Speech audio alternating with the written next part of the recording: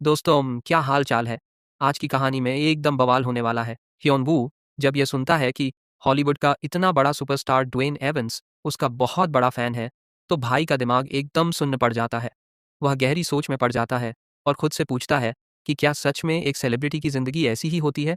वहीं दूसरी तरफ अपना तंगाई इस ड्वेन एवंस को बहुत ही अजीब और जज करने वाली नज़रों से घूर रहा था। तंगाई मन ही मन सोच रहा था कि यह कितना बड़ा और बेवकूफ़ इंसान है। तभी ह्योन वू माहौल को थोड़ा ठीक करने के लिए अपना गला साफ करता है। वह ड्वेन से कहता है कि चलो, मैं तुम्हें आने वाले दिनों के स्ट्रीम के बारे में कुछ ज़रूरी चीज़ें समझा देता हूँ। हम हर दिन 3 घंटे पीवीपी के बारे में सीखेंगे। ड्वेन यह सुनकर एकदम जोश में आ जाता है और कहता है कि मैं सीखने के लिए और इंतज़ार नहीं कर सकता यार, मेरे हाथ तो लड़ाई करने के लिए अभी से खुजला रहे हैं। ह्योन वू उसे आगे समझाना शुरू करता है। वह कहता है कि इससे पहले कि हम शुरू करें, मुझे तुम्हारे रैंक के बारे में कुछ पूछना है, जो कि 67,342 है। ये तो साफ दिख रहा है कि तुम एक वर्ल्ड क्लास एक्शन स्टार हो भाई, तो फिर तुम्हारा रैंक इतना नीचे क्यों है। ड्वेन एवंस अपना सिर ना में हिलाता है और बहुत ही मायूस होकर कहता है कि मुझे खुद भी ठीक से नहीं पता यार, बस मुझे पीवीपी सबसे ज़्यादा मुश्किल लगता है। ह्योन वू उसकी बात पकड़ते हुए पूछता है कि तुम्हारे मार्शल आर्ट्स वाले कपड़ों को देखकर मुझे लगता है कि तुम लड़ाई में अपने हाथ और पैरों का इस्तेमाल करते हो, है ना। ड्वेन एवंस फिर से सिर हिलाता है और कहता है कि नहीं भाई, यह थोड़ा अलग है। मेरा क्लास असल में मुशिदो है। यह एक ऐसा क्लास है जिसमें तुम्हें अपने शरीर को ही एक बहुत तेज़ हथियार की तरह इस्तेमाल करना होता है। इस क्लास की खासियत यह है कि जब मैं कोई हथियार इस्तेमाल नहीं करता, तो मेरी अटैक पावर 100% बढ़ जाती है। और अगर मैं सिर्फ अपनी मुट्ठी ही नहीं, बल्कि अपने पूरे शरीर का इस्तेमाल करके हमला करूं, तो मेरी अटैक पावर 300% तक बढ़ जाती है। यह बात सुनकर ह्योन वू गहरी सोच में डूब जाता है। वह सोचता है कि मुशीदो, ये कैसा नाम है यार, मैंने तो यह नाम पहले कभी नहीं सुना। क्या यह कोई बहुत ही रेयर क्लास है? और 300% अटैक पावर का बढ़ना, भाई साहब यह कितना खतरनाक और ओवर पावर्ड क्लास है। वह एकदम से हैरान होकर बोल पड़ता है कि क्या तुम मुझे अपने कुछ स्किल इस्तेमाल करके दिखा सकते हो। इसके बाद तुरंत वहां पर एक आर्मर तैयार किया जाता है। ड्वेन इवंस पूरी तरह से लड़ाई की पोजीशन में आ जाता है और कहता है कि ठीक है, मैं शुरू करता हूँ। वह अपनी आंखें बंद करता है और एक लंबी सांस लेता है। फिर ड्वेन एवंस की आंखों में एक खतरनाक और साफ चमक दिखाई देती है। अपने पहले ही जोरदार मुक्के से वह सामने रखे उस आर्मर के परखच्चे उड़ा देता है। इसके बाद तो वह मुक्कों की बरसात ही कर देता है। किनारे खड़ा अपना केल यह सब देखकर पूरी तरह से इंप्रेस हो जाता है। वह सोचता है कि इस बंदे की तबाही मचाने वाली पावर सच में बहुत खतरनाक है। हियॉन वू एकदम शांत खड़ा होकर सब कुछ बहुत ध्यान से देख रहा था। उसके स्किल देखने के बाद हियॉन वू को धीरे धीरे सब समझ आने लगता है।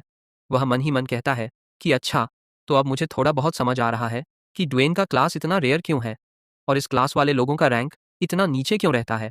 ड्वेन एवंस के स्किल देखने के बाद हियॉन वू को पूरी सच्चाई का एहसास हो जाता है। और दोस्तों, इसी के साथ फाइनली एली लीडर एकेडमी की शानदार शुरुआत होती है। हियॉन वू एकदम शरीफ और अच्छे लड़के की तरह एक प्यारी सी स्माइल के साथ सबके सामने आता है। वह कहता है कि हेलो दोस्तों, मैं एली लीडर हूँ। जैसा कि आज ऐलान किया गया था, एली लीडर एकेडमी अब पूरी तरह से खुल चुकी है। लेकिन दर्शक उसके कपड़े देखकर कमेंट्स में उसकी जमकर खिंचाई करने लगते हैं और मजे लेते हैं। शियन वू उनके कमेंट्स पढ़ता है और कैमरे के एकदम पास आकर धीरे से फुसफुसाते हुए कहता है कि यार, मुझे इस तरह से मत चिढ़ाओ। तुम्हारे इस छोटे लीडर ने आज एक बहुत ही खतरनाक और सुपर टॉप टीयर गेस्ट को बुलाया है। लेकिन मन ही मन वह अपना माथा पीट रहा था कि ये लोग भी ना एकदम नमूना है।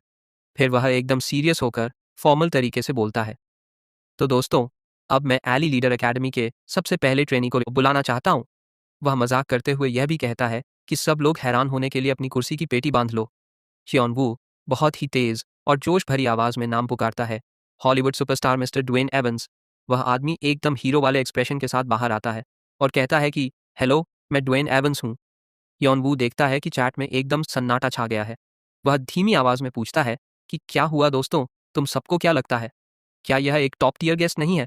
फिर वह मुड़कर उस आदमी का इंटरव्यू लेने लगता है। वो पूछता है कि क्या तुम अपने रैंक के बारे में कुछ बताना चाहोगे। मुझे पूरा यकीन है कि दर्शकों को तो इस पर बिल्कुल भी भरोसा नहीं होगा। ड्वेन एवंस भी एकदम सीरियस होकर कहता है कि दर्शकों की तो बात ही छोड़ दो भाई, मुझे खुद भी यह किसी चमत्कार से कम नहीं लगता। ह्योन वू फिर स्क्रीन की तरफ मुड़ता है और कहता है कि देवियों और सज्जनों, क्या आप सब यह ये जानने के लिए उत्सुक हैं कि ड्वेन का रैंक इतना कम क्यों है। चूंकि दर्शक यह जानने के लिए बहुत बेताब हैं, तो चलिए आगे बढ़ते हैं। और अब एली लीडर का स्पेशल लेक्चर और एली लीडर एकेडमी की फिलॉसफी शुरू होने वाली है। ह्योन वू इसके बाद नियम समझाना शुरू करता है।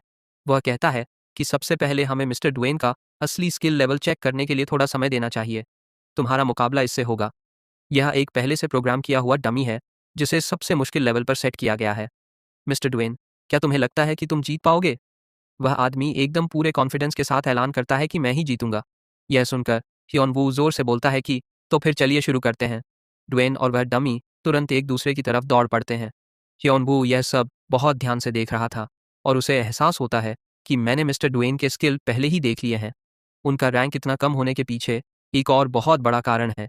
उनका क्लास मुशिदो है जिसमें कोहनी और घुटने जैसे पूरे शरीर का इस्तेमाल करना पड़ता है। तो दोस्तों, आप सबकी नज़र में यहाँ सबसे बड़ा सवाल क्या है?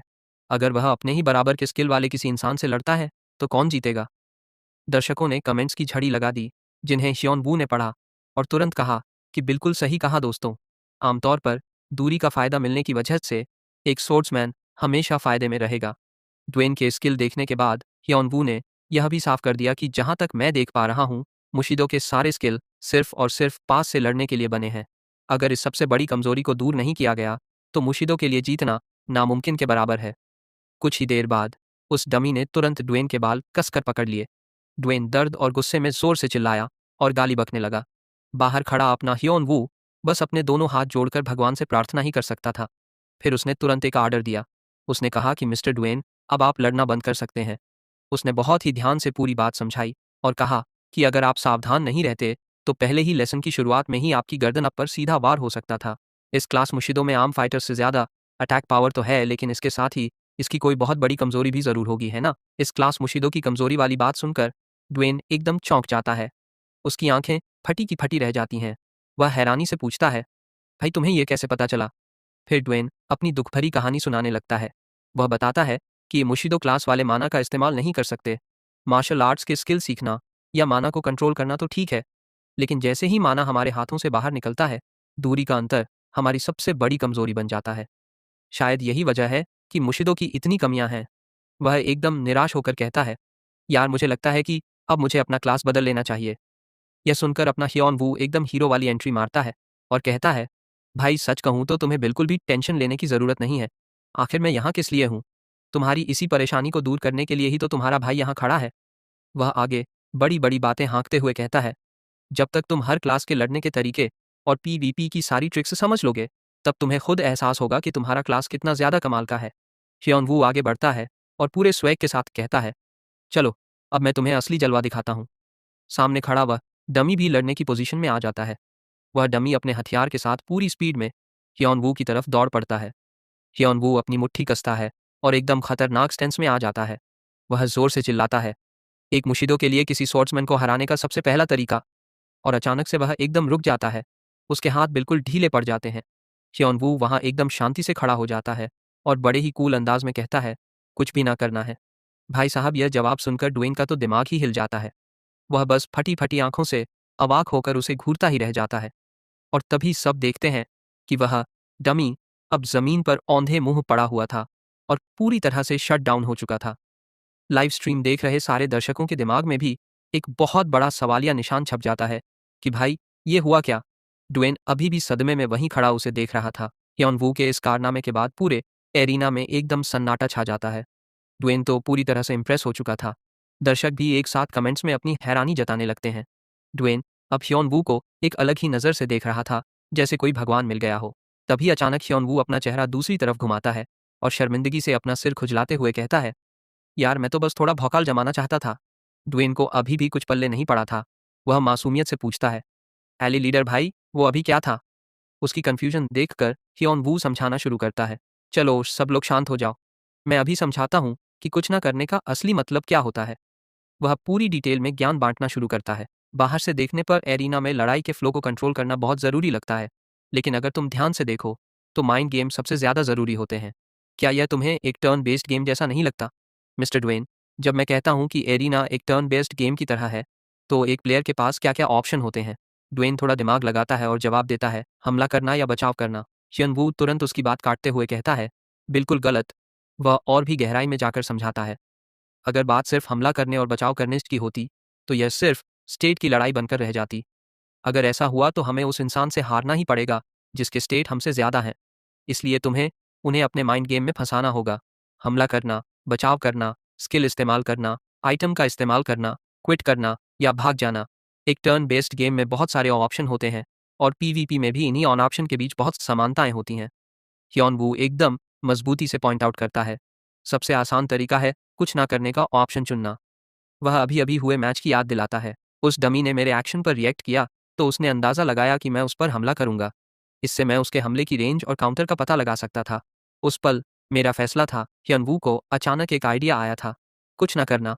तो जब डमी ने उस जगह पर हमला किया जहां उसने मेरे एक्शन का अंदाजा लगाया था, तो वह फेल हो गया, मतलब डमी का निशाना चूक गया। ह्योन वू बहुत ही तेज दिमाग से एनालाइज करता है और कहता है, और उसी 0.3 से 0.5 सेकंड के बीच उसने बहुत ही फुर्ती से डमी की छाती पर एक जोरदार प्रहार किया था। वह आगे समझाता है, उस समय के दौरान हमला करने की मेरी बारी आ जाती है। इस तरह के माइंड गेम से अपनी बारी बनाकर तुम स्टैट के अंतर को भी हरा सकते हो। ह्योन वू एकदम ध्यान से देखते हुए अपनी भौहें सिकोड़ता है और दूसरा सबसे ज़रूरी पॉइंट बताता है। दूसरी सबसे ज़रूरी चीज़ है आइटम का अरेंजमेंट। ह्योन वू अपना एनालिसिस जारी रखता है। मिस्टर ड्वेन ने पीवीपी में सिर्फ और सिर्फ हमले वाले आइटम पहने हुए हैं। आइटम का बैलेंस होना बहुत ज़रूरी है। अगर तुम्हारे पास हमला करने के तरीके हैं लेकिन बचाव करने के लिए कुछ नहीं है, तो तुम्हें हमला करने का मौका मिलना बहुत मुश्किल हो जाएगा। ड्वेन अपना सिर खुजलाता है और कंफ्यूज होकर कहता है, मुझे लगा था कि जैसे ही मैं तुम्हें छूंगा मुझे एक ही बार में जीतना होगा। ह्योन वू उसकी बात समझ जाता है। तुम्हें पता है ना कि बिना ब्लिंक स्किल वाले मेज या समनर इतने कमज़ोर क्यों होते हैं? ड्वेन अपना सिर हिलाता है और कहता है, हाँ। ह्योन वू आगे बढ़ता है और तीसरी परेशानी बताता है। ह्योन वू का लेक्चर लगातार चलता रहता है, जिसमें वह पीवीपी की थ्योरी, टिप्स और यहाँ तक कि ड्वेन की बुरी आदतों के बारे में भी जमकर सुनाता है। वह ड्वेन को यह बताने में पूरा समय लेता है कि वह अपनी मुट्ठियों पर कितना ज़्यादा निर्भर रहता है। इस पूरे समय में दुनिया के सबसे टॉप एक्शन स्टार को एक बच्चे की तरह गलत साबित किया जा रहा था, उसकी बुराई की जा रही थी और उसे फीडबैक दिया जा रहा था। लेकिन भाई साहब वह अंदर ही अंदर बहुत खुश हो रहा था। अपनी सारी कमियों और ताकतों को अच्छे से समझने के बाद ड्वेन उसकी तरफ देखता है और एली लीडर की जमकर तारीफ करता है। वह एकदम खुश होकर कहता है कि जैसा कि मुझे एली लीडर से उम्मीद थी, सब कुछ एकदम बेहतरीन गाइडेंस था। मुझे पूरा यकीन है कि यह स्ट्रीम दर्शकों के लिए बहुत हेल्पफुल होगी। ह्योन वू उससे हाथ मिलाता है और मन ही मन सोचता है कि क्या यह कोई ट्रेड सीक्रेट है? मैं तो बस सबको इस खजाने की एक छोटी सी झलक दिखा रहा हूँ, असली चीज़ तो अभी बाकी है। वह हल्की सी स्माइल देता है और जवाब देता है कि आज के लिए बस इतना ही दोस्तों। मिस्टर ड्वेन, अगर तुम्हें अपनी प्रैक्टिस करते टाइम कोई भी सवाल हो तो तुम मुझे कभी भी कांटेक्ट कर सकते हो। ड्वेन खुशी खुशी अपना सिर हिलाता है और कहता है, हाँ भाई, थैंक यू। यनवू अब अपने मज़े में दर्शकों के ऑनलाइन कमेंट्स पढ़ रहा था। ज़्यादातर कमेंट्स में उसकी अच्छी और मज़ेदार गाइडेंस की जमकर तारीफ की जा रही थी। ये सब पढ़ने के बाद यनवू ने चैट में चल रही कुछ कन्फ्यूजन भी दूर की।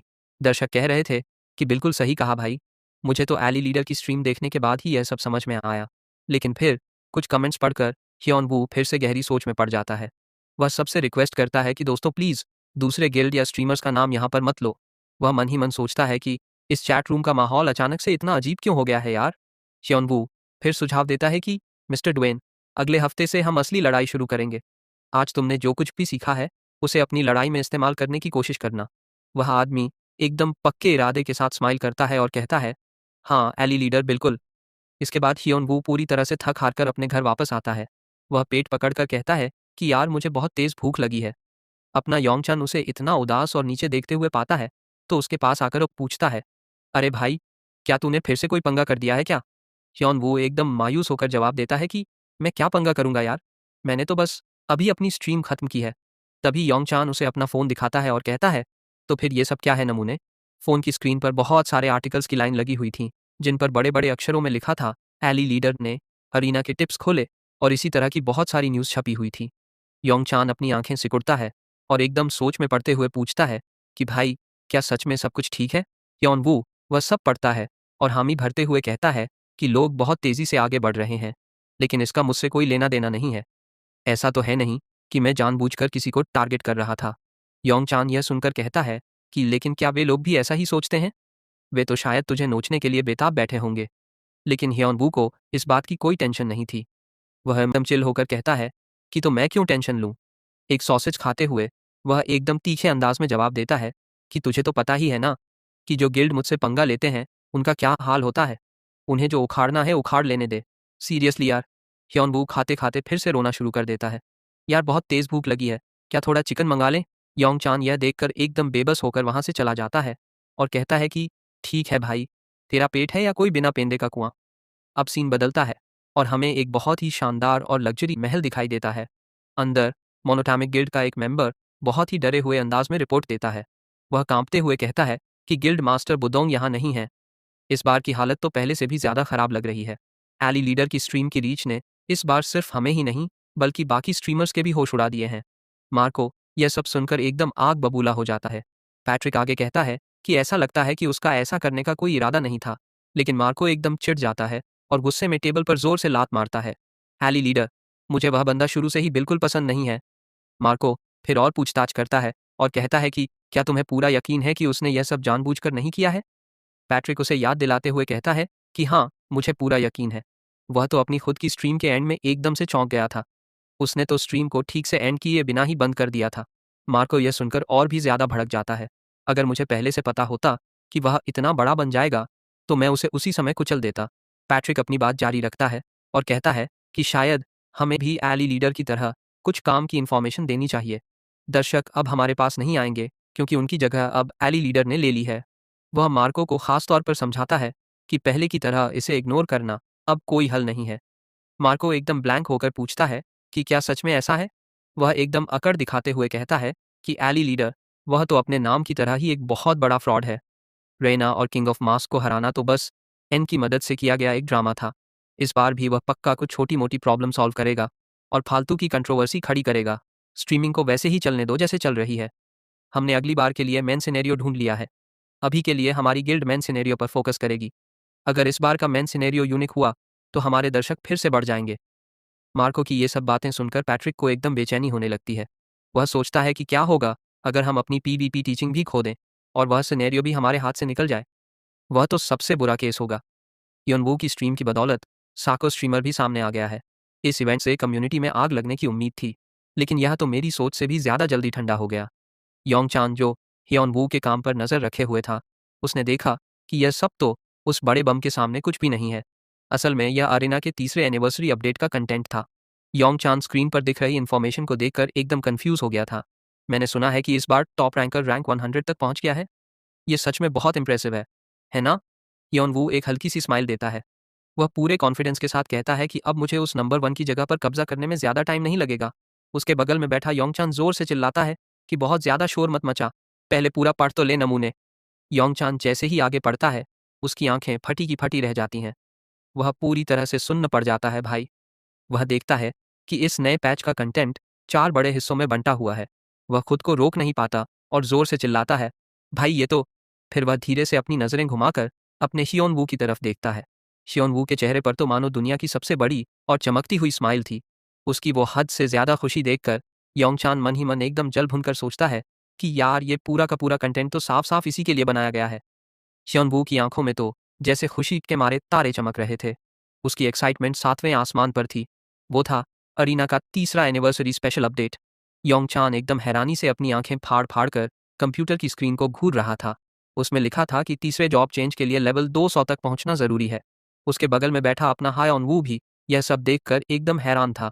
उसमें यह भी बताया गया था कि रेयर क्लास वालों के लिए कुछ अलग और भी ज्यादा मुश्किल शर्तें होंगी। भाई साहब, वह अपना माथा पकड़कर सोचता है कि यार इन जॉब एडवांसमेंट की शर्तें क्या होंगी।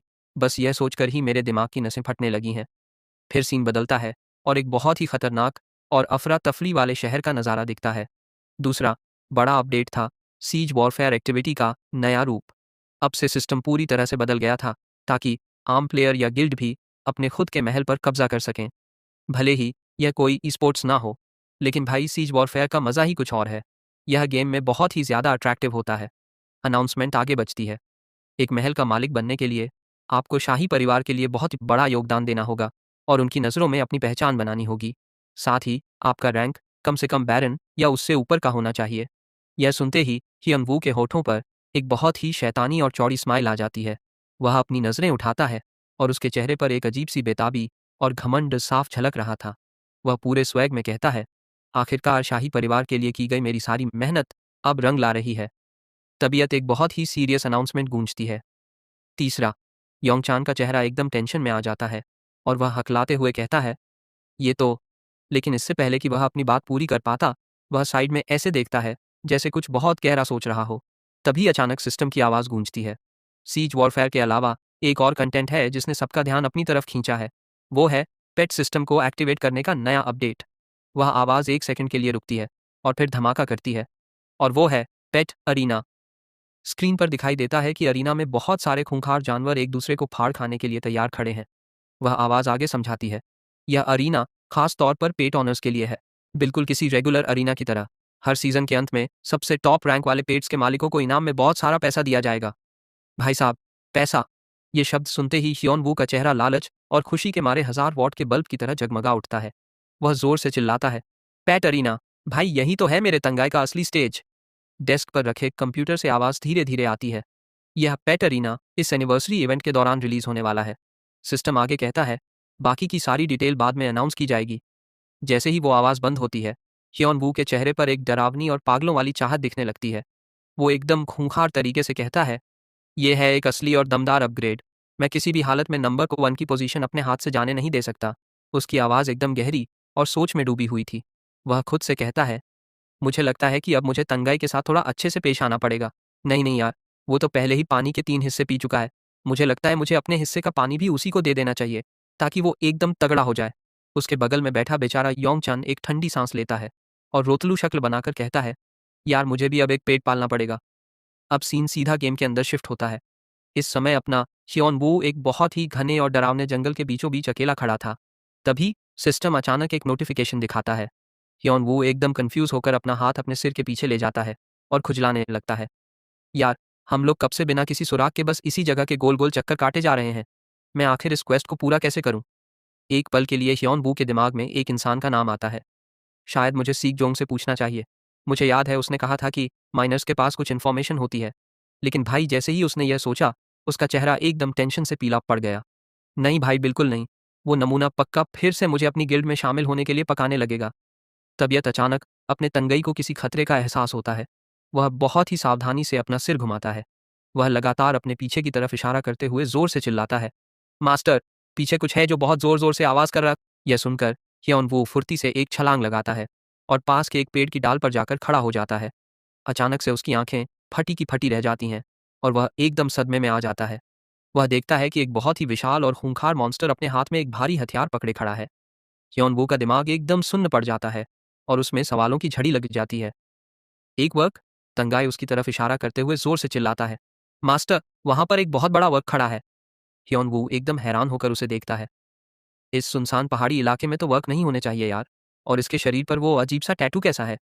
वह एक पल के लिए रुकता है और फिर आगे सोचता है, कहीं ऐसा तो नहीं? जैसे ही ह्योन वू उस ताकतवर वर्क के मस्कुलर शरीर को ध्यान से देखता है, उसके दिमाग की बत्ती जल जाती है। यही तो है इस क्वेस्ट को पूरा करने की चाबी। इससे पहले कि ह्योन वू कुछ भी कर पाता, वो वर्क अचानक से गुस्से में पागल होकर जोर से दहाड़ता है और अपना हथियार हवा में उठाकर ह्योन वू की तरफ दौड़ पड़ता है। बूम! जंगल में एक बहुत ही जोरदार धमाका गूंज उठता है, जिससे हर तरफ धूल और मिट्टी का गुबार उड़ने लगता है। उस वर्क की आंखें खून की तरह लाल थीं और उनमें सिर्फ और सिर्फ जान से मारने का पागलपन दिख रहा था। वह कंफ्यूज होकर उस जगह को घूरता है जहां उसने अभी अभी जोरदार हमला किया था, क्योंकि वहां पर कोई भी नहीं था। उसी पल अपना ह्योन वू हवा में कलाबाजी खाते हुए अपनी पूरी पावर को एक साथ जमा करने लगता है। जैसे ही वह अपनी पावर का इस्तेमाल करता है, वह एकदम सदमे में सोचता है, भाई साहब, इसका एक ही हमला इतना ज्यादा ताकतवर है। अगर मुझे इसके 2 वार लग गए तो मेरी तो पक्का मौत पक्की है। यही सब सोचते हुए वह अपनी पूरी ताकत लगा देता है और उस मॉन्स्टर पर अपने शापित स्पीयर से एक बहुत ही भयानक हमला कर देता है। तबीयत अचानक उसके ठीक सामने एक नोटिफिकेशन का बोर्ड पॉपअप हो जाता है। ह्योन वू एकदम शौक में उस वर्क को देखता है। भाई साहब, उस वर्क को तो एक खरोंच तक नहीं आई थी, वह पूरी तरह से सुरक्षित था। ह्योन वू की तो आंखें बाहर आ जाती हैं और वो बौखलाकर चिल्लाता है, अबे तू आखिर आया कहाँ से है? फिर वह पूरी स्पीड में हवा से नीचे उस मॉन्स्टर की तरफ झपटता है और जोर से चिल्लाता है, अच्छा, तो इसलिए इसे रेयर कैटेगरी में रखा गया है। जैसे ही हायोन वू उसके पास पहुंचता है, वो सुप्रीम वर्क अपने भारी भरकम शरीर से उसे कुचलने की कोशिश करता है। लेकिन अपना हायोन वू कहाँ हाथ आने वाला था। वह फुर्ती से टेलीपोर्ट हो जाता है। वह अपनी सोर्ड से उस वर्क पर ताबड़तोड़ कई वार करता है, जिससे हर तरफ खून की बौछार उड़ने लगती है। वह मॉन्स्टर दर्द से तड़पते हुए जोर से दहाड़ता है। ह्योन वू पीछे मुड़कर उसे एकदम चिढ़ाने वाले अंदाज में घूरता है। वह मजे लेते हुए कहता है, डैमेज तो बहुत हाई है, लेकिन तेरा डिफेंस बहुत कम है यार। वैसे तू है बड़ा क्यूट। यह सुनकर वो सुप्रीम वर्क गुस्से में पागल होकर ह्योनवू पर ऐसे दहाड़ता है जैसे उसे अभी कच्चा चबा जाएगा। उसके हर मूव को ध्यान से देखते हुए ह्योनवू अपने दिमाग में एकदम सटीक कैलकुलेशन करता है। वह सोचता है कि यह आम मॉन्स्टर से कहीं ज्यादा तेज है, लेकिन अगर मुझे इसका एक और वॉर लग गया तो मेरा गेम यहीं ओवर हो जाएगा। अचानक से ह्योनवू के चेहरे पर एक बहुत ही शैतानी और खूंखार स्माइल आ जाती है। वह एक्साइटमेंट से पागल होते हुए मुस्कुराता है और कहता है, यार बहुत टाइम हो गया था जब मुझे लड़ाई में इतना ज्यादा मजा और थ्रिल फील हुआ हो। वह तंगाई की तरफ मुड़ता है और एकदम सीरियस होकर कहता है, तंगाई, इस बार मैं अकेला लड़ूंगा। तू बीच में बिल्कुल टांग मत अड़ाना, तू बस यहीं खड़ा रह। तंगाई अपने सिर पर हाथ रखकर एकदम शांति से कहता है, मास्टर जो आप कहें। लेकिन अंदर ही अंदर तंगाई का दिमाग कंफ्यूजन से फटा जा रहा था। वह अपनी भौहें सिकोड़ते हुए सोचता है, यार वैसे तो यह हमेशा मुझसे यह काम कर, वो काम कर, बोलकर मजदूरी करवाता रहता है, लेकिन इस बार मुझे आराम करने दे रहा है। वह एक पल के लिए रुकता है और फिर सोचता है कि छोड़ो यार मुझे क्या। तंगाई बस चुपचाप खड़ा होकर देखता है कि कैसे ह्योनवू अपने हाथ में हथियार लिए सीधे उस वर्ग की तरफ दौड़ पड़ता है। तंगाई गहरी सांस लेकर सोचता है, इस मास्टर का दिमाग कब सटक जाए कुछ पता नहीं। थोड़ी देर बाद लड़ाई का नज़ारा एकदम बदल जाता है। एक बहुत बड़े पेड़ के नीचे वह खूंखार सुप्रीम वर्क अब पूरी तरह से खून से लथपथ और घावों से भरा हुआ था। वह एकदम नफरत और गुस्से से सामने घूर रहा था। अचानक से वह लड़खड़ाते हुए आगे की तरफ गिरता है और फिर धीरे धीरे जमीन पर ढेर हो जाता है। उसकी पूरी ताकत खत्म हो चुकी थी। तभी सिस्टम की स्क्रीन चमक उठती है। उस पर लिखा आता है, आपने सुप्रीम वर्क को हरा दिया है, आपको एक्सपीरियंस पॉइंट्स मिले हैं, आपका लेवल अप हो गया है। यह देखकर अपना ह्योन वो एक लंबी अंगड़ाई लेता है और बहुत ही सुकून भरी सांस छोड़ता है। वह कहता है, आहा, बहुत टाइम बाद किसी लड़ाई में इतना ज्यादा मजा आया है। तभी अचानक सिस्टम की आवाज़ उसके मज़े में खलल डाल देती है। क्वेस्ट अपडेट हो गया है। फिर से सिस्टम का स्टेटस विंडो उसके सामने आ जाता है। इसे देखकर ह्योन वू अपनी खुशी नहीं रोक पाता। वह एकदम गदगद होकर कहता है, अच्छा, तो यह मॉन्स्टर सच में इस बार का सबसे ज़रूरी सुराग था। भले ही इसने मरने के बाद कोई आइटम नहीं गिराया। चलो, फाइनली अब मैं इस बोरिंग और पकाऊ क्वेस्ट से आज़ाद होने वाला हूँ। वह दूर पहाड़ियों की तरफ देखता है और सोचता है, अगर ऐसी बात है तो मुझे तुरंत जाकर हेराट को रिपोर्ट देनी चाहिए। अब सीन बदलता है और हमें एक बहुत ही भीड़ भाड़ वाले शहर का नज़ारा दिखता है। एक बहुत बड़ी और आलीशान इमारत के सामने एक आदमी आंगन के बीचों बीच पालथी मारकर बैठा हुआ था। उसने बहुत ही शांति से अपने हाथ अपनी जांघों पर रखे हुए थे और ऐसे मेडिटेशन कर रहा था जैसे दुनिया में कुछ हुआ ही ना हो। तभी वह आदमी अचानक से अपनी ठंडी और डरावनी आवाज़ में बोलता है, तुम यहाँ किस लिए आए हो? उसके ठीक सामने जनरल हैरत बिना एक भी शब्द बोले एकदम रुतबे के साथ खड़े थे। वह आदमी एकदम ताना मारते हुए कहता है, मुझे लगा था कि अब मैं तुम्हारी शक्ल सीधे तुम्हारे अंतिम संस्कार पर ही देखूंगा। हेरात नीचे देखते हैं और एक अजीब सी स्माइल के साथ कहते हैं, हालांकि मेरा यहाँ कोई स्वागत नहीं हुआ है, लेकिन ड्यूक की पर्सनैलिटी तो आज भी वैसी की वैसी ही है। वह आदमी अपनी एक आंख खोलता है और बहुत ही ठंडी नज़रों से उन्हें घूरता है। वह कहता है, किसकी वजह से मुझे इस मनहूस जगह पर आना पड़ा? सिर्फ मैं ही तुम्हारी इन फालतू की शिकायतों को बर्दाश्त कर सकता हूँ ताहूँ। हेरात बहुत ही शांति से अपनी आंखें बंद कर लेते हैं और कहते हैं, तो इसीलिए ड्यूक की कुर्सी अभी तक खाली पड़ी है। राजधानी में मदद की बहुत कमी है, क्या तुम आओगे? वह आदमी एकदम शांति से खड़ा होता है, सीधे हेरात की आंखों में देखता है और शक करते हुए पूछता है, लेकिन तुम्हारे यहाँ आने की असली वजह क्या है? क्या तुम अभी ऐसी सिचुएशन में नहीं हो जहां तुम एक कदम के लिए भी अपनी जगह नहीं छोड़ सकते? हेरात एकदम कड़क आवाज में जवाब देते हैं, इस साम्राज्य के लिए खतरा बने उन डीमंस को जड़ से खत्म करने के लिए मैं यहाँ महाराज के लिए मदद मांगने आया हूँ। वह आदमी एकदम शांत भाव से जवाब देता है, जैसे उसे यह बात पहले से पता हो। वह कहता है, तो आखिर में तुम यहाँ सिर्फ पैसों के लिए ही आए हो? फिर वह सीधे सामने देखता है और अपनी आवाज़ एकदम धीमी करते हुए पूछता है, मेरा डिसाइपल कैसा है? वह बच्चा काफ़ी काम का है ना? हेरात अपने दोनों हाथ उठाते हैं और धीमी आवाज़ में कहते हैं, मैं समझ सकता हूँ कि क्यों। अनगिनत लोगों में से तुमने एक एडवेंचरर को अपना डिसाइपल चुना, बिल्कुल वैसा ही जैसा तुमने कहा था। वह बंदा सच में हड्डियों तक काम का है। तभी अचानक उनके पीछे से ह्योन वू की एकदम ठंडी और स्वैग वाली आवाज़ गूंज उठती है, तो आप यहाँ थे? कोई हैरानी की बात नहीं कि आपने मुझसे इतनी अजीब सी मांग की थी। यह सब मास्टर की ही मेहरबानी थी, है ना?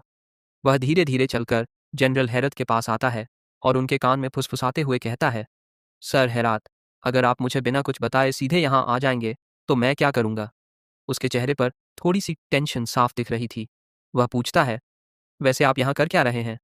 ह्योन वू खुद ही एकदम शांत होकर जवाब देता है, मैंने सुना था कि आप महाराज से मिलने जा रहे हैं, तो मैं भी आपके पीछे पीछे चला आया।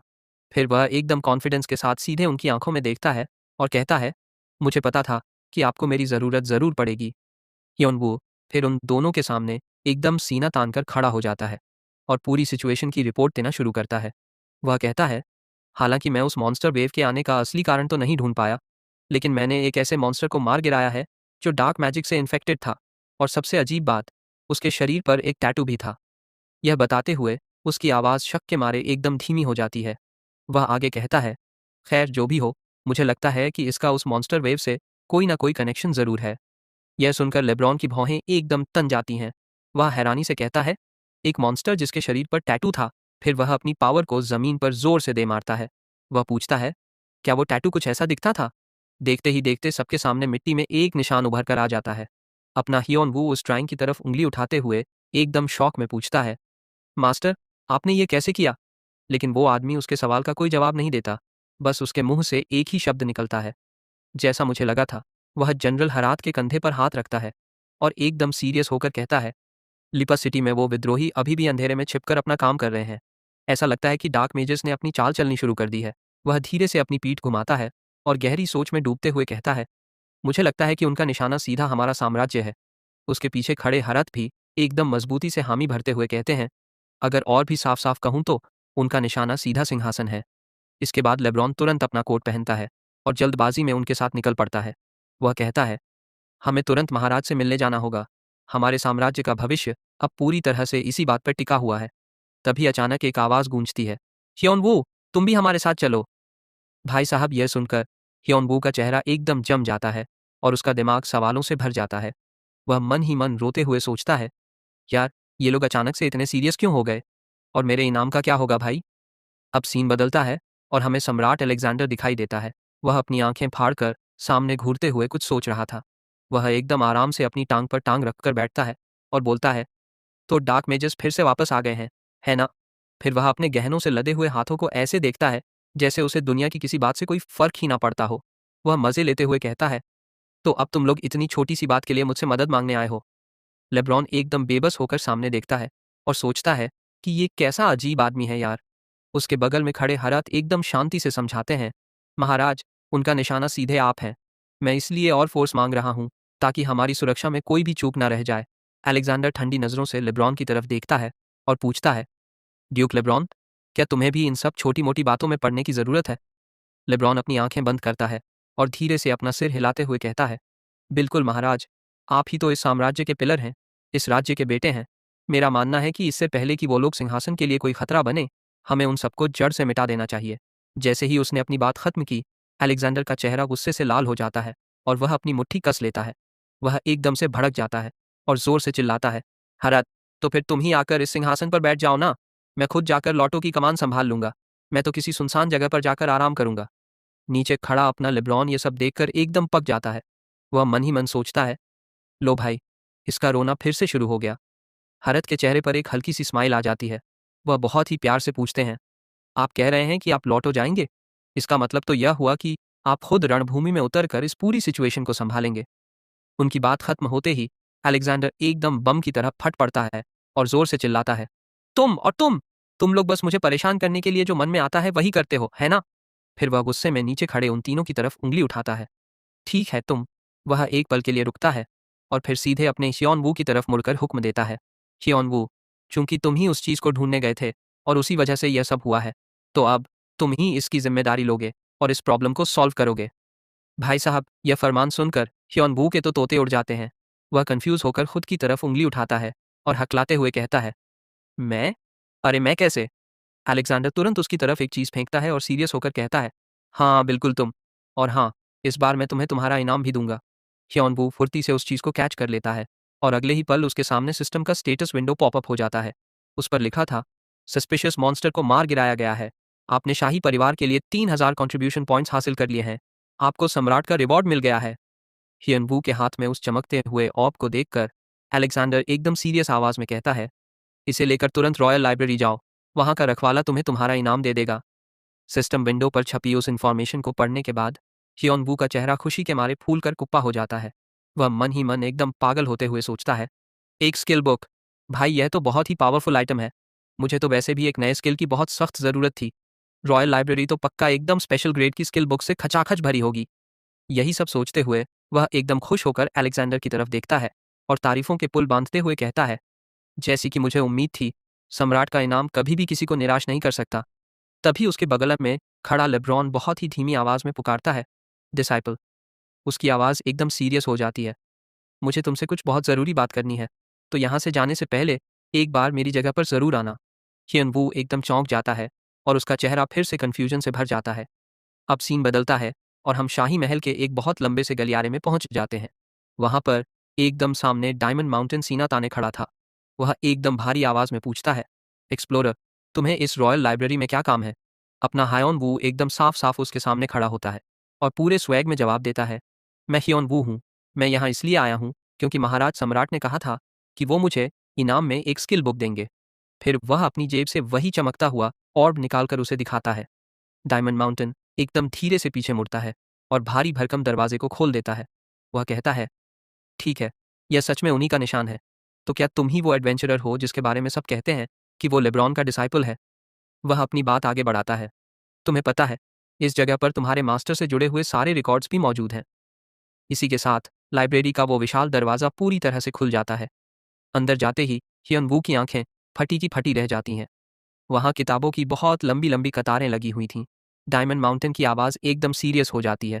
और तो और, मंदिर की उस खाली ज़मीन से लेकर सुदूर पूर्वी महाद्वीप तक यहाँ के रिकॉर्ड्स में एक भी पन्ना गायब नहीं है। तुम्हें यहाँ सब कुछ मिल जाएगा। भाई ये सब सुनकर ह्योन वू की आंखों में तो जैसे बल्ब जल उठते हैं। वह किताबों के उस पहाड़ की तरफ उंगली उठाता है और एकदम मासूमियत से पूछता है, क्या मैं अपनी किताब चुनने से पहले इन सबको थोड़ा बहुत देख और पढ़ सकता हूँ? डायमंड माउंटेन बहुत ही आराम से अपना सिर हिलाता है और कहता है, हाँ हाँ, तुम आराम से अपना पूरा टाइम ले सकते हो। शियन वू बिना टाइम वेस्ट किए सीधा एक ऐसी अलमारी की तरफ भागता है जहां दुनिया भर की कई तरह की किताबें सजी हुई थीं। वह बहुत ही मज़े से एकदम रैंडमली एक किताब उठाता है और उसे ज़ोर ज़ोर से पढ़ने लगता है। Magic fusion in the seven stars से लेकर फ्लेम स्पीयर तक, क्रेसेंट ड्रैगन पियर्सिंग थ्रस्ट। भाई साहब, इन खतरनाक नामों को पढ़कर वह एकदम हैरानी से चिल्ला उठता है। वह सोचता है, यार सिर्फ इनके नाम ही इतने अजीब और भारी भरकम हैं। ये पक्का बहुत ही तगड़े स्किल होंगे। फिर वह किताबों के उस पहाड़ को देखकर एकदम कंफ्यूज हो जाता है। वह अपना सिर खुजलाते हुए सोचता है, अब मैं इनमें से कौन सी चुनूं यार? यहाँ तो ऐसा कुछ भी नहीं है जिसे देखकर मुझे पहली ही नज़र में प्यार हो जाए और मैं उसे लेना चाहूँ। लेकिन भाई जैसे ही उसने यह बात बोली, अचानक से उसकी आंखें फटी की फटी रह जाती हैं और वह एकदम शौक में आ जाता है। उसे कोने में एकदम छुपी हुई सी एक छोटी सी किताब दिखाई देती है। वह सोचता है, अरे, यह किताब तो इस अरीना के माहौल से बिल्कुल भी मैच नहीं खा रही है। शियोन वू अपनी उत्सुकता को रोक नहीं पाता और फुर्ती से झपट कर उसे उठा लेता है। वह उसके ऊपर लिखा हुआ टाइटल पढ़ता है और उसका दिमाग सुन्न पड़ जाता है। Profound heaven demonic art. Demonic art? क्या यह वही डेमोनिक आर्ट है जिसके बारे में बुक्स या नॉवेल्स में पढ़ा जाता है? हियॉन वू की आंखें खुशी और हैरानी से बड़ी हो जाती हैं। वह याद करते हुए कहता है, मुझे अच्छे से याद है कि मैंने उन बुक्स या नॉवेल्स में पढ़ा था कि डेमोनिक आर्ट बहुत ही ज़्यादा पावरफुल होती है। मेरी सिक्स्थ सेंस मुझसे चीख चीख कर कह रही है कि यही मेरा सबसे बेस्ट इनाम है। अब भाई को अपना जवाब मिल चुका था।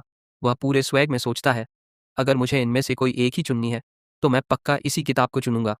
यही सब सोचते हुए वह उस किताब को अपने हाथ में पकड़कर हवा में उठाता है और एकदम जोर से चिल्लाता है, तो फिर मैं यही वाली लूंगा। अपनी कुर्सी पर शांति से बैठे डायमंड माउंटेन एकदम आराम से जवाब देते हैं, क्या सच में तुम यही लेना चाहते हो? ह्योन वू उस किताब को अपने दोनों हाथों में पकड़ता है और धीरे धीरे उसके अंदर की पूरी एनर्जी को अपने अंदर सोखने लगता है। तभी सिस्टम की स्क्रीन चमक उठती है और उस पर लिखा आता है, आपने स्किल बुक का इस्तेमाल कर लिया है। Profound heaven demonic art skill create हो रहा है। वह सामने आई सारी इन्फॉर्मेशन को घूरता है और उसके चेहरे पर थोड़ी सी टेंशन दिखाई देती है। लेकिन अगले ही पल हियॉन वू अपनी खुशी को छुपा नहीं पाता और खुशी के मारे पागलों की तरह जोर से चिल्लाता है, भाई साहब एकदम औसम! यह सुनकर डायमंड माउंटेन अपने हाथ में पानी का गिलास पकड़े हुए उसे टोकते हैं और याद दिलाते हैं, लाइब्रेरी में शांति बनाए रखना सबसे बेसिक शिष्टाचार है मेरे दोस्त। ह्योन वू तुरंत अपनी गलती मान लेता है और बेचारा सी शक्ल बनाकर माफी मांगते हुए कहता है, सॉरी सर, आगे से ध्यान रखूंगा। ह्योन वू अपने हाथों को देखकर पूरी संतुष्टि के साथ एक बहुत ही शैतानी स्माइल देता है। वह खुद से कहता है, डार्क एट्रीब्यूट मेरी मैजिक पावर को बढ़ाता है और इसमें तो एक टेलीपोर्टेशन स्किल भी है। इसके अलावा अगर मेरी प्रोफिशिएंसी बढ़ेगी तो मुझे और भी नए स्किल मिलेंगे। लेकिन भाई की खुशी अभी पूरी भी नहीं हुई थी कि तुरंत सिस्टम की वह रोबोटिक आवाज़ फिर से गूंज उठती है, क्वेस्ट क्रिएट कर दिया गया है। ह्योन वू एकदम शॉक में उस सिस्टम विंडो को घूरने लगता है। उसका चेहरा पूरी तरह से कंफ्यूजन से भरा हुआ था। वह सोचता है कि एक स्किल बुक के अंदर से एक क्वेस्ट कैसे निकल सकता है यार। वह धीरे धीरे उस इन्फॉर्मेशन वाली विंडो को पढ़ता है और एकदम बौखला कर बोलता है, भाई अगर यह एक A+ लेवल का क्वेस्ट है तो मैं इसे अभी तो बिल्कुल भी पूरा नहीं कर सकता, और ऊपर से यह मुझे कोई और जानकारी भी नहीं दे रहा है। क्या मैं इस क्वेस्ट को तभी कर पाऊंगा जब पूर्वी महाद्वीप का रास्ता खुलेगा? यह सब सोचते सोचते ह्योन वू के चेहरे पर एक ऐसी खूंखार और लालची स्माइल आती है कि उसके मुंह से तो मानो लार ही टपकने लगती है। तो आखिर यह है क्या चीज़? रॉयल क्वेस्ट के इनाम तो हमेशा से ही एकदम झक्कास होते हैं।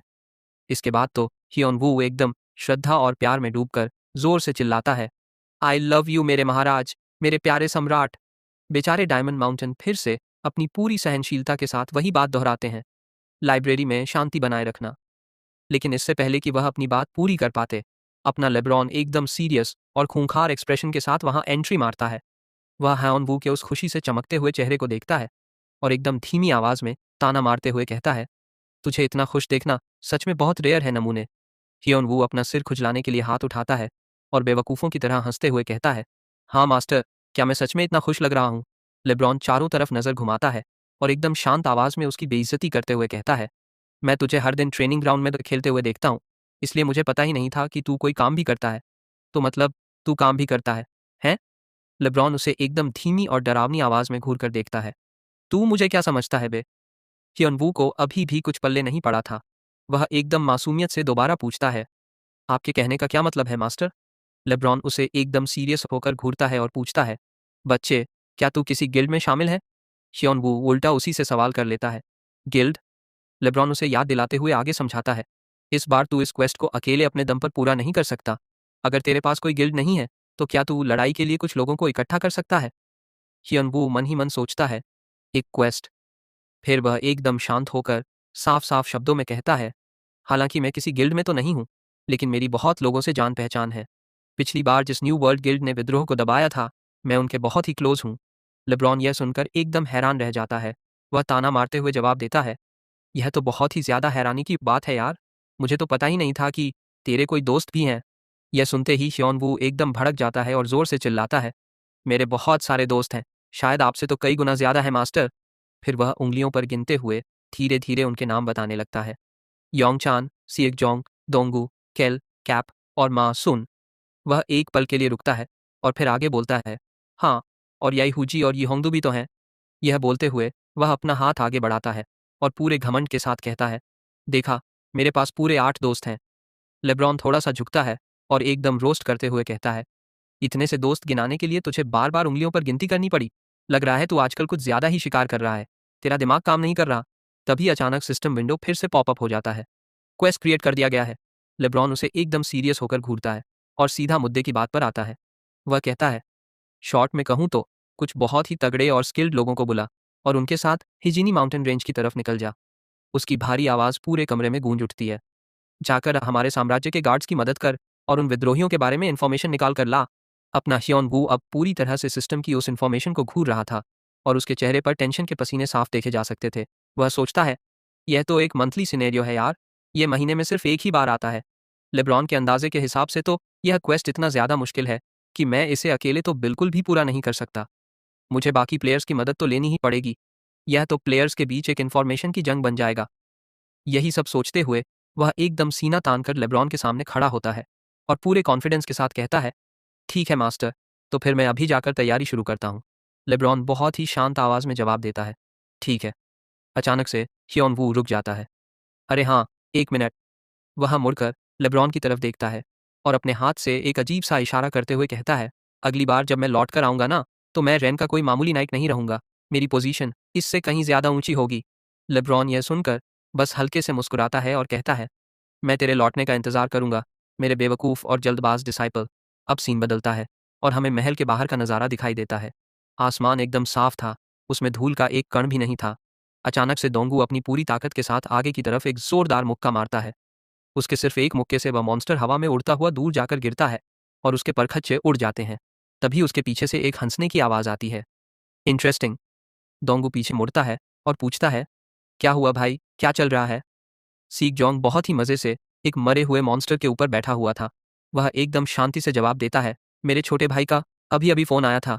वह अपने मुंह में दबाई हुई टूथपिक को चबाता है और एक बहुत ही खूंखार और मतलबी स्माइल देते हुए कहता है, वह कुछ बहुत ही इंटरेस्टिंग चीज़ लाया है। 5वें मेन सिनेरियो के शुरू होने का टाइम आ गया है। कैट दूर से मुस्कुराते हुए उनके पास आता है। उसने अपना एक हाथ कमर पर रखा हुआ था। वह मज़े लेते हुए कहता है, अच्छा, तो हमारे इस छोटे से मोहल्ले का बॉस हमें इनवाइट कर रहा है, तो फिर हमें तो चलना ही चाहिए, है ना? अब सीन सीधा एक प्लेन के अंदर शिफ्ट होता है। हियोन वू सिस्टम विंडो की इन्फॉर्मेशन को एकदम ध्यान से घूर रहा था। उसके हाथ में वह मास्क था और उसके होठों पर एक बहुत ही शैतानी और घमंडी स्माइल थी। वह सोचता है, तो अब मुझे इस मेन सीनरियो पर पूरी तरह से कब्जा करने के लिए क्या करना चाहिए? फिर हमें हियोन वू का अपार्टमेंट दिखाई देता है। वह गहरी सोच में डूबा हुआ था। मेन इवेंट के लिए लोग तो मिल गए हैं, लेकिन सबसे बड़ी प्रॉब्लम तो अभी भी यह नमूना ही है। वह लगातार योंगचान को घूर रहा था। यार, मैं योंगचान से क्या कहूँ? ह्योन वू पुरानी बातों को याद करता है और सोचता है, योंगचान ने मेरे लिए जो कुछ भी किया है, उसके बदले मैं उसे अपना सब कुछ दे सकता हूँ। लेकिन सच कहूँ तो यह सिनेरियो योंगचान के बस की बात नहीं है। मैं उसे यह बात कैसे समझाऊँ कि उसे बुरा भी ना लगे? ह्योन वू फिर अपनी पूरी हिम्मत जुटाता है और बोल पड़ता है, सुन योंगचान, मुझे तुझसे कुछ कहना है। योंगचान खाना खाते खाते बहुत ही कैजुअल तरीके से जवाब देता है, मेरे और तेरी गिल्ड के साथ इस मेन सिनेरियो में हिस्सा लेना तेरे लिए बहुत मुश्किल है। तू यही कहने वाला था ना? भाई साहब, ये सुनकर ह्योन वू के तो होश ही उड़ जाते हैं। वह हकलाते हुए कहता है, तुझे तुझे कैसे पता चला? मैं मैं ऐसा कुछ नहीं कहने वाला था। योंग चान एकदम शांति से जवाब देता है, मुझे पता है भाई, अगर मेरी गिल्ड को इसमें शामिल किया गया तो बड़ी गिल्ड्स के हमले हमें शुरुआत में ही कुचल कर रख देंगे। वह आगे कहता है, तू इतना हैरान क्यों हो रहा है? क्या तुझे लगा था कि मैं भड़क जाऊंगा और ज़बरदस्ती तेरे साथ चलने की जिद करूंगा? ह्योन वू यह सुनकर जोर से हंस पड़ता है और उसके चेहरे की सारी टेंशन दूर हो जाती है। योंगचान अपनी बात पूरी करते हुए कहता है, तूने मुझे जिस किंग ऑफ मास्क इवेंट से जोड़ा है, वह मुझे बिजी रखने के लिए काफ़ी है। मुझे इस मेन सिनेरियो में घसीटने के बारे में सोचना भी मत। यह सुनकर ह्योन वू को एकदम सुकून मिलता है। वह मन ही मन सोचता है, ये योंगचान भी ना सच में एक नंबर का चालू आदमी है। वह खुद से वादा करता है, बस थोड़ा और इंतज़ार कर भाई, तूने मुझ पर जो एहसान किया है, उसे मैं ब्याज के साथ वापस चुकाऊंगा। अब सीन जंगल के बहुत अंदर बने एक कैंप में शिफ्ट होता है। कैंप के गेट के ठीक सामने कुछ सैनिक एकदम कड़क पहरा दे रहे थे। तभी वहां सीक चोंग और दोंगू की एंट्री होती है। कैट भी वहां मौजूद था। वह मन ही मन सोच रहा था, तो यह है न्यू वर्ल्ड, इतनी तगड़ी गिल्ड भी यहाँ आई है। मुझे तो पता ही नहीं था कि यह शैतान सीक जोंग एली लीडर को भी जानता है। तभी अपना ह्योन वू एकदम फुल स्वैग और कॉन्फिडेंस के साथ अंदर आता है। अंदर साम्राज्य की स्पेशल फोर्सेस का लीडर कैरन बोलता है, मुझे तुम्हारा मैसेज मिल गया था। मैंने सुना है कि तुम लॉर्ड लेब्रॉन के डिसाइपल हो। तुम्हारे साथ ये कौन लोग आए हैं? ह्योन वू तुरंत सारी बात समझाता है। ये वो एडवेंचरर हैं जिन्हें मैंने इस लड़ाई में मदद करने के लिए बुलाया है। इनमें से बहुत से लोग काफ़ी काबिल और तगड़े हैं। कैरन यह सब सुनकर मन ही मन सोचता है, इन एडवेंचरर में से कुछ लोग काबिल हैं? मुझे तो इस बात पर बहुत शक है। यह मिशन बहुत ही ज़्यादा मुश्किल है। देखते हैं यह लड़का इसे कैसे हैंडल करता है। दूसरी तरफ सीक जोंग और बाकी सबको लगातार नोटिफिकेशन मिल रहे थे, ग्रेट माउंटेन रेंज के मॉन्स्टर्स को हराएं। वे कोई आम मॉन्स्टर नहीं है। उनके पूरे शरीर पर टैटू बने हुए हैं और उनका लेवल भी काफ़ी हाई है। कैट यह सब सुनकर ह्योनबू की तरफ देखकर मुस्कुराता है और कहता है, मेन सिनेरियो क्वेस्ट शुरू हो चुका है। ह्योनबू भी खुशी खुशी जवाब देता है, हाँ, मुझे भी दिख रहा है। इसे देखकर तो लग रहा है कि हमें बहुत लंबे टाइम तक शिकार करना पड़ेगा। जब तक यह क्वेस्ट पूरा नहीं हो जाता, हमें अलग अलग होकर शिकार करना होगा। अगर हम सब अलग होकर इन मॉन्स्टर्स को ढूंढें और मारें, तो काम जल्दी खत्म होगा। कैट एकदम जोश में आकर कहता है, यह मेन सिनेरियो तो सच में बहुत मज़ेदार लग रहा है। सीक जोंग भी एक्साइटमेंट में बोल पड़ता है, तो चलो देखते हैं कि किसका रिकॉर्ड सबसे अच्छा रहता है। क्यों हाय ऑन वू, हो जाए एक मुकाबला। ह्योन वू भी कहाँ पीछे हटने वाला था, वह तुरंत तैयार हो जाता है। मुकाबला बिल्कुल हो जाए। और इसी के साथ सब लोग बाहर निकल पड़ते हैं। तो चलो देखते हैं कि कौन सबसे ज्यादा टैटू वाले मॉन्स्टर्स का शिकार करता है। सब लोग तुरंत अपने अपने रास्ते निकल जाते हैं और मॉन्स्टर्स को ढूंढकर पकड़ना शुरू कर देते हैं। सबसे पहले उनके सामने एक बहुत ही अजीब सा पत्थर जैसा दिखने वाला गोलम आ धमकता है। उसकी आंखें एकदम लाल चमक रही थीं, जैसे कोई फ्लैशलाइट सीधे मुंह पर मार रहा हो। अपना हायोन वू कहाँ रुकने वाला था, वह पूरी स्पीड में आगे भागता है और एक ही झटके में उस मॉन्स्टर का काम तमाम कर देता है। वह एकदम मजे में अपना स्कोर गिनता है। आहा, तो यह था मेरा 23वां शिकार। तबीयत अचानक सिस्टम की स्क्रीन चमक उठती है और लेवल अप का नोटिफिकेशन सामने आ जाता है। श्योन वो इसे पढ़ता है और खुशी के मारे उछल पड़ता है। भाई साहब, एकदम सही टाइम पर लेवल अप हुआ है। वह फिर पूरी तरह से फोकस करके अपने स्टेटस विंडो की इन्फॉर्मेशन पढ़ने लगता है। ह्योन वू देखता है, उसके पास 8 कंटिन्यूअस स्किल हैं। 5 इंस्टेंट स्किल है और उसकी स्किल प्रोफिशिएंसी में बहुत तगड़ा इजाफा हुआ है। फिर वह अपने तंगाई के मजे लेते हुए उसे चिढ़ाता है, क्यों बे नमूने, आज तो तेरा भी काफी लेवल अप हो गया है। तंगाई एकदम चिढ़कर और गुस्से में जवाब देता है, मास्टर फालतू बातें मत करो और जल्दी से इस गोलम के पैसे उठाओ। ह्योनवू एकदम रिलैक्स होकर सुझाव देता है, सुन तंगाई, आज के लिए यहीं रुकते हैं। यह सुनकर तंगाई एकदम कंफ्यूज हो जाता है और अपनी भौहें सिकोड़कर पूछता है, क्या आप उन बाकी इंसानों के साथ किसी मुकाबले में नहीं थे मास्टर?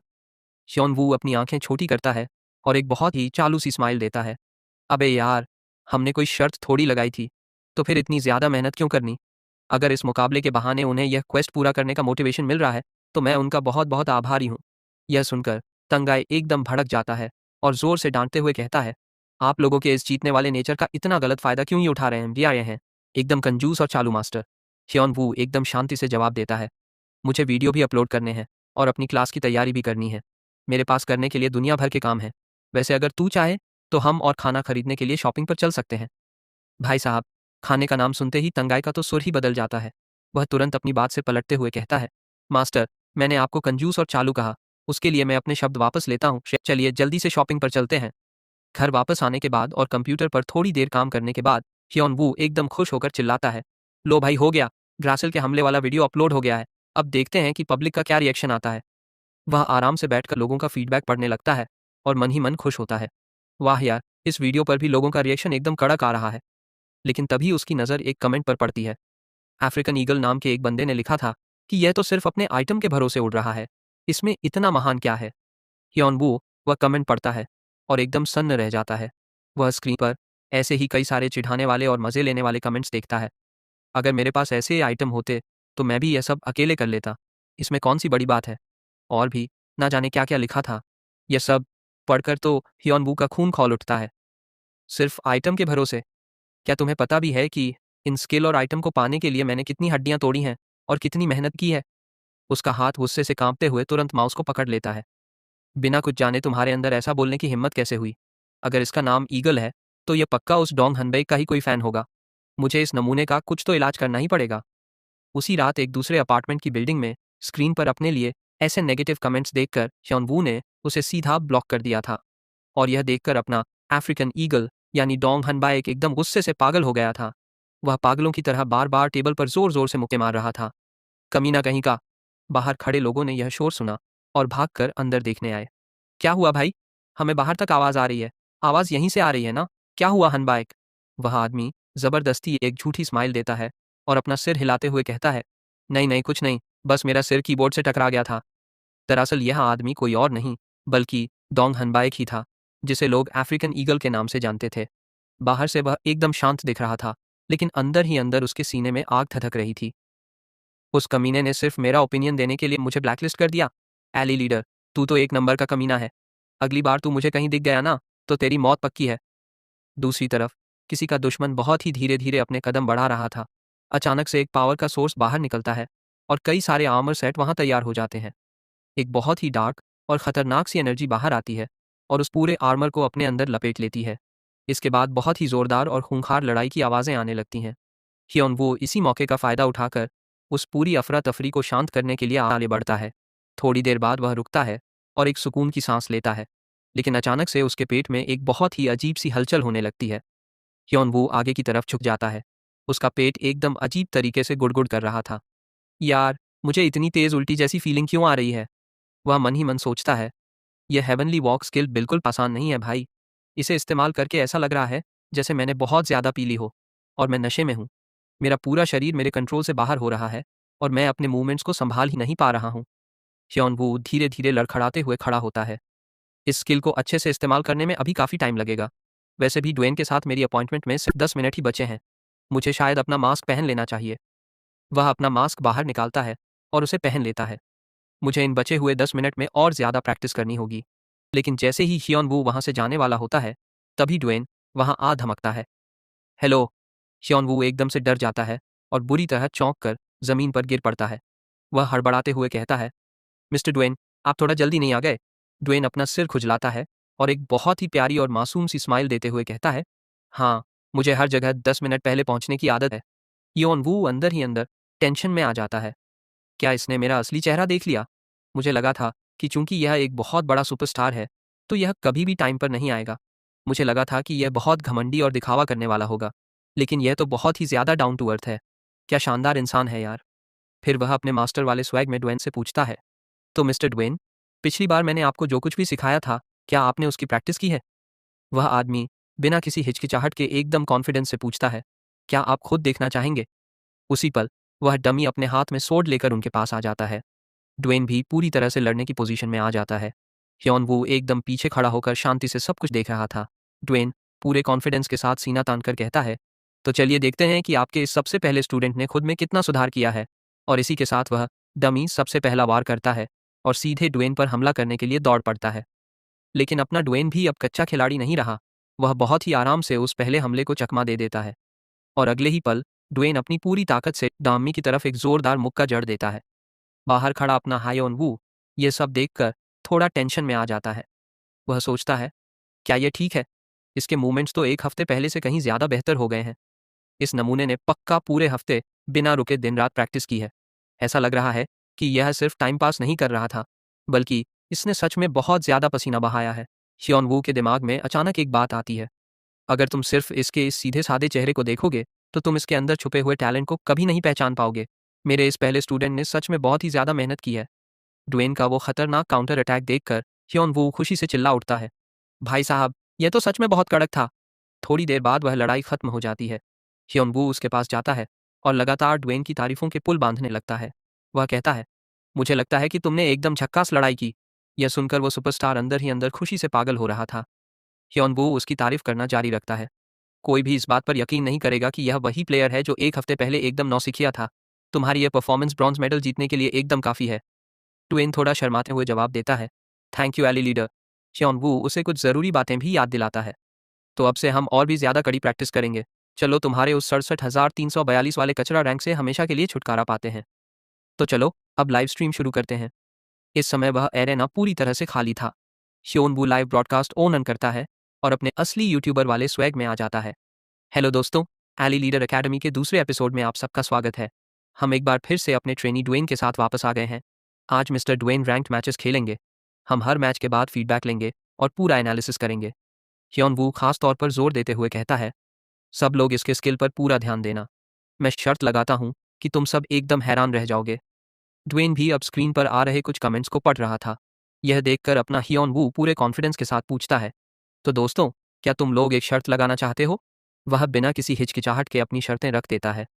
अगर ड्वेन अपने सारे मैच जीत जाता है और ब्रॉन्ज मेडल ले आता है तो मैं 2 हफ्तों के लिए स्ट्रीमिंग बंद कर दूंगा। लेकिन दूसरी तरफ अगर यह नमूना एक बार भी हार गया तो मैं आने वाले हफ्तों तक लगातार हफ्ते में 4 बार लाइव स्ट्रीम करूंगा। ह्योन वू जल्दी से आगे कहता है, मैंने यह सब रिकॉर्ड कर लिया है, तो बाद में जब यह खत्म होगा तो तुम लोग कोई बहाना नहीं बना सकते। ह्योन वू फिर पीछे मुड़ता है और पूछता है, और तुम मिस्टर ड्वेन, क्या तुम्हें खुद पर पूरा कॉन्फिडेंस है? भाई साहब, वो आदमी एकदम हड़बड़ा जाता है और बहुत ही ज्यादा डरा हुआ लग रहा था। उसकी यह फटी हुई हालत देखकर ह्योन वू जोर से चिल्लाता है, अबे कहाँ गया तेरा वो कॉन्फिडेंस जो तूने उस डमी के सामने दिखाया था? ट्वेन एकदम डरते हुए और मासूम सी शक्ल बनाकर कहता है, भाई वो तो बस एक नॉर्मल डिफिकल्टी वाला डमी था। क्या मैं सच में आज ब्रॉन्ज मेडल जीत सकता हूँ? क्या होगा अगर मैं हार गया यार? ह्योन वू मन ही मन सोचता है, यार ये अचानक से इतना डरपोक क्यों बन गया? फिर ह्योन वू अपना खुराफाती दिमाग दौड़ाता है, यह कुछ टाइम से लगातार जीत रहा था। मैं तो बस उस मेन सिनेरियो पर फोकस कर रहा था। अगर यह ऐसे ही टेंशन लेता रहा तो पक्का कुछ ना कुछ गड़बड़ हो जाएगी। मुझे लगता है मुझे कोई स्पेशल तरीका अपनाना पड़ेगा। यॉन वू फिर एकदम सीरियस होकर पूछता है, ड्वेन, तुझे अपना तंगाई पसंद है ना? वह एकदम डरते हुए जवाब देता है, हाँ भाई, मुझे वो बहुत पसंद है, लेकिन अचानक से तंगाई की बात कहाँ से आ गई? ह्योन वू की भौहें सिकुड़ जाती हैं और वह अपने मास्टरमाइंड वाले कैलकुलेशन करता है, मैं इस बात का एकदम सही फायदा उठा सकता हूँ। वह बहुत ही चालू स्माइल के साथ कहता है, अगर तू जीत गया ना तो टंगाई तुझे 1 घंटे के लिए खुद को सहलाने और उसके साथ खेलने का फ्री टिकट देगा। यह सुनकर ड्वेन तो एकदम सुन्न पड़ जाता है और खुशी के मारे पागल हो जाता है। उधर अगर तंगाई को यह पता चलता तो वह पक्का पागल होकर चिल्लाता, मुझे छोड़ दे वो इंसान के बच्चे। यह देखकर कि ड्वेन को यह आइडिया बहुत पसंद आया है, ह्योन वू कहता है, तो फिर चलो बिना टाइम वेस्ट किए रैंक्ड मैच शुरू करते हैं। और वहीं दूसरी तरफ कहीं दूर बैठे अपने तंगाई को अचानक से एक बहुत ही ठंडी और डरावनी सी सिहरन महसूस होती है। वह सोचता है, यार अचानक से इतनी ठंड क्यों लगने लगी? जल्दी ही ड्वेन अरीना में अपनी पोजीशन ले लेता है। वह शांत रहने की कोशिश कर रहा था और लगातार लंबी लंबी सांसें अंदर बाहर ले रहा था। हियॉन वू अपना माइक उठाता है। ठीक है दोस्तों, ड्वेन का सबसे पहला मैच, चलो सब लोग मिलकर देखते हैं कि यह क्या गुल खिलाता है। उसके इतना बोलते ही ड्वेन का पहला ओपोनेंट वहां टपकता है। उस ओपोनेंट को देखते ही हियॉन वू जोर से चिल्ला उठता है, क्या इसका सबसे पहला ओपोनेंट ही एक स्पोर्ट्समैन क्लास का प्लेयर है जिसके खिलाफ ड्वेन आज तक कभी भी नहीं जीता है। अब अपना ड्वेन इस मुसीबत का सामना कैसे करेगा। ड्वेन मन ही मन खुद को बार बार बोल रहा था, शांत हो जा भाई, एकदम शांत हो जा। वह ओपोनेंट अपनी स्वॉर्ड लेकर पूरी स्पीड में आगे बढ़ता है। उसका एक ही स्किल ड्वेन के पैरों तले से जमीन खिसकाने के लिए काफ़ी था, लेकिन ड्वेन की किस्मत अच्छी थी कि वह उसे चकमा देने में कामयाब हो गया। लेकिन भाई, वह ओपोनेंट कहाँ रुकने वाला था। उसने एक के बाद एक लगातार अपने स्किल की बरसात कर दी, जिससे ड्वेन को बस चकमा देकर भागने पर मजबूर होना पड़ा। वह ओपोनेंट एकदम गुस्से में सोच रहा था, इस कमीने ने मेरी सारी स्वॉर्ड की एनर्जी को चकमा दे दिया। उधर ड्वेन मन ही मन सोच रहा था, यह बेवकूफ़ तो बिना किसी डायरेक्शन के बस अपनी स्वॉर्ड की पावर बर्बाद कर रहा है। किनारे खड़ा अपना हियॉन वू भी सोच रहा था, अगर ओपोनेंट अपनी स्वॉर्ड की पावर का फालतू इस्तेमाल करता है या दूर से हमला करने वाले स्किल का इस्तेमाल करता है, तो तुम्हें बस उसे चकमा देने पर फोकस करना चाहिए। जब उसका पूरा माना खत्म हो जाएगा, तब वही तुम्हारे लिए सबसे बेस्ट मौका होगा। ड्वेन ने बिल्कुल उसी एडवाइस को फॉलो किया और बहुत ही चालाकी से अपने ओपोनेंट को एकदम स्टन कर दिया। फिर क्या था, वह चीते की रफ्तार से आगे बढ़ा और उसने इतने खतरनाक और ताबड़तोड़ हमले किए कि वह ओपोनेंट दर्द के मारे बार बार जोर जोर से चीखने लगा। अब तो ड्वेन के अंदर का जानवर जाग चुका था। वह पूरे कॉन्फिडेंस और जान से मारने के इरादे के साथ आगे बढ़ा। उसने अपना एक बहुत ही खतरनाक स्किल इस्तेमाल किया, जिसका नाम था पेनिट्रेटिंग फिस्ट। यह एकदम सीधा और चीयर देने वाला हमला था, जो सीधे ओपोनेंट के सीने को निशाना बना रहा था। लेकिन ड्वेन वहीं नहीं रुका। उसके दिमाग में ह्योन वू के शब्द गूंज रहे थे, इसके उलट, अगर ओपोनेंट बहुत सारे स्किल का इस्तेमाल करता है तो तुरंत उससे अपनी दूरी बढ़ा लो। उसके सारे स्किल के कूल डाउन पर जाने का इंतजार करो और फिर एकदम से उस पर हमला कर दो।